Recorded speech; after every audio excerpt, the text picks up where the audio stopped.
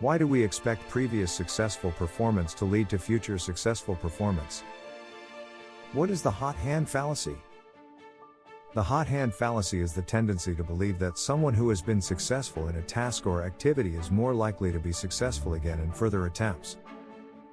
The hot-hand fallacy derives from the saying that athletes have hot hands when they repeatedly score, causing people to believe that they are on a streak and will continue to have successful outcomes. The hot-hand fallacy occurs because we believe that small samples of data are representative of larger samples of data, when in reality, this is not the case.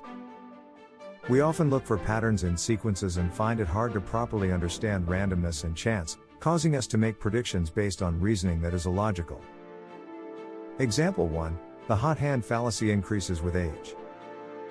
Many psychologists believe that the older we get, the more we rely on heuristics in our decision-making processes. Supporting this theory, evidence has shown that older people are more likely to be misled by the hot-hand fallacy when it comes to predicting the future performance of basketball players when they've had a successful streak. Example 2. The hot-hand fallacy has a stronger influence when people believe human skill impacts the outcome. The hot-hand fallacy is a heuristic that seems to contradict the gambler's fallacy, because the hot-hand fallacy suggests future outcomes will be alike previous outcomes, whereas the gambler's fallacy suggests future outcomes will be different to previous outcomes. The hot-hand fallacy may be caused due to increased confidence in our ability to predict what will happen when we have made a run of successful predictions. Alternatively, the gambler's fallacy may be more likely to occur when we believe outcomes are only influenced by inanimate mechanisms, not human skill. How to get around it?